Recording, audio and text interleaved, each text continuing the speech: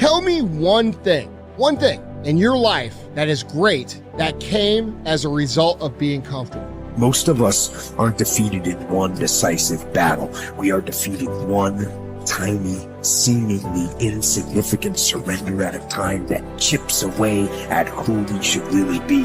It isn't that you wake up one day, decide, that's it, I'm going to be weak. No.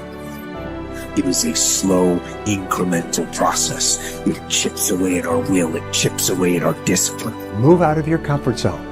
It's the courage to move into your zone of discomfort where you feel awkward and clumsy and sometimes alone. The comfort zone is one of the greatest enemies of human potential and of your potential.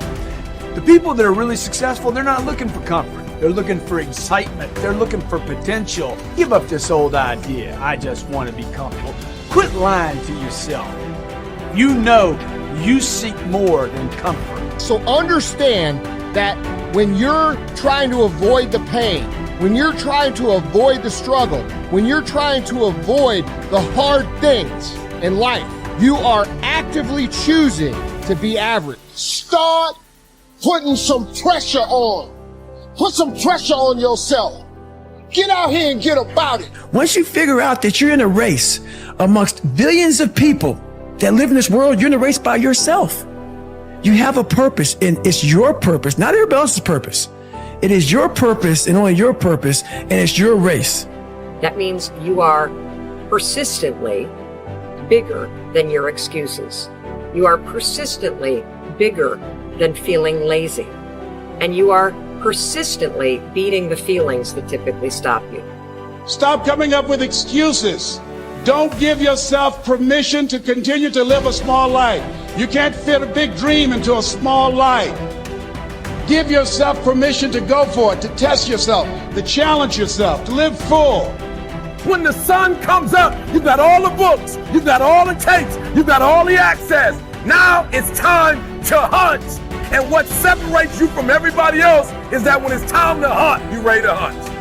What I've come to appreciate when you're working on changing your life, changing some bad habit, getting out of addictive situations or relationships, or working to build a dream or making a difference in our society, it's hard.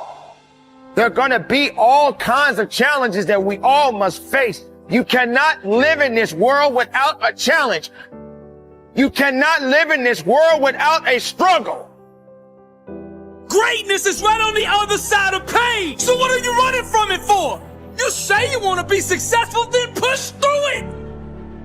Stop making excuses and go get it. The lack of self-discipline is the major cause of failure, frustration, underachievement, and unhappiness in life. It causes us to make excuses and sell ourselves short.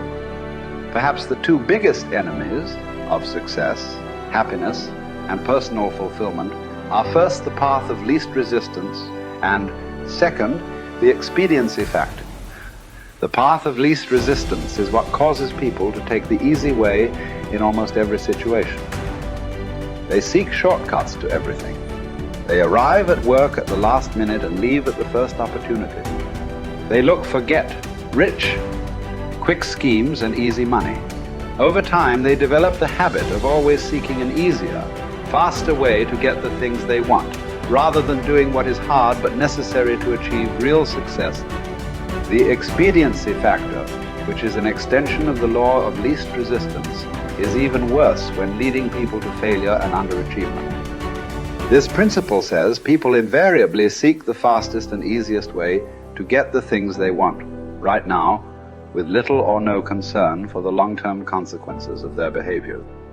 In other words, most people do what is expedient, what is fun and easy, rather than what is necessary for success.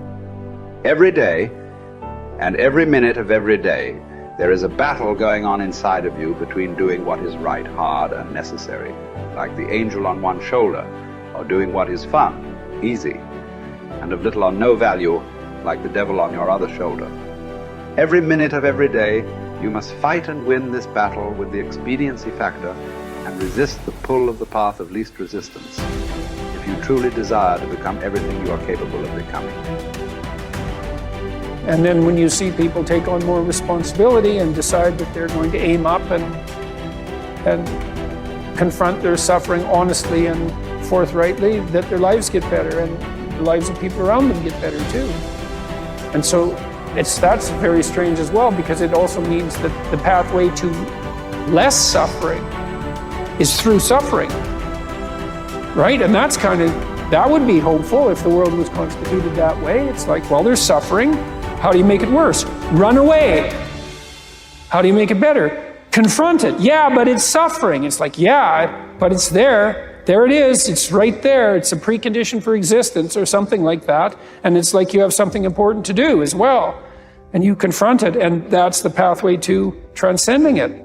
We need to figure out, like, now, today, what is, the best way to live your life? What is the, there's got to be ways where you can be putting forward the most positive energy. I mean, we know objectively what's causing pollution. We know objectively what's causing birth defects, and we're taking in too much chemicals and not enough vitamins. We know objectively all this stuff. We know how to organize our world, and yet we don't do it. We know how to organize our health, and yet very few people do it. We know all these things. The right path to being a happy, healthy person is to do all the shit that we already know you're supposed to do. Take care of your body, take care of your health, take care of your mind, your stress, meditate, be kind to people. We all know that. I mean, you ask anybody, they know how to get by and to be the most evolved version of you that you can be. I mean, it's not like a magical checklist. If you talk to people about it, you said, okay, here you got a person, you want to improve them. What are the things that you're going to do to them? Okay, well, if I was a life coach, the first thing I would say is this guy's got to get on a diet that makes him healthy. I don't mean a diet just to lose weight. I mean just healthy foods in your body, many, many vegetables. Start working out your body and get a better sense of how this machine feels when it's moving, it's flowing better, there's less tension in it, your mind feels relaxed and you enjoy every single moment of the day better. Step one, everybody knows that step, right? What's step two? Be cool to people. Be nice to as many people as you can. Smile at as many people as you can. Have them smile back at you. Tip well when you go to restaurants. Just do the most you can. Be as nice as you can and just still manage to not have people walk all over you. Just get through this life as nice as you can. The average human is capable of unbelievable improvement. That's the thing that's my superpower. I don't think I'm special. I just realized in looking at the science that humans actually are capable of this incredible amount of change. It is the strategy that our species took to be able to pass knowledge on through culture rather than having to have everything be instincts. And in having that layer where we can drink in the culture and read books and learn from other people, and even now we're all learning from things that people thought thousands of years ago and wrote down. It's insane. It travels through to you, and all of that wisdom stored in culture, so that as your parents are teaching you things, they're actually encapsulating a ton of the wisdom that is endured, whether it's endured from religion or books or whatever. You're bathed in a culture that is giving you all of this incredible information. And so recognizing how powerful and potent that is incredibly meaningful.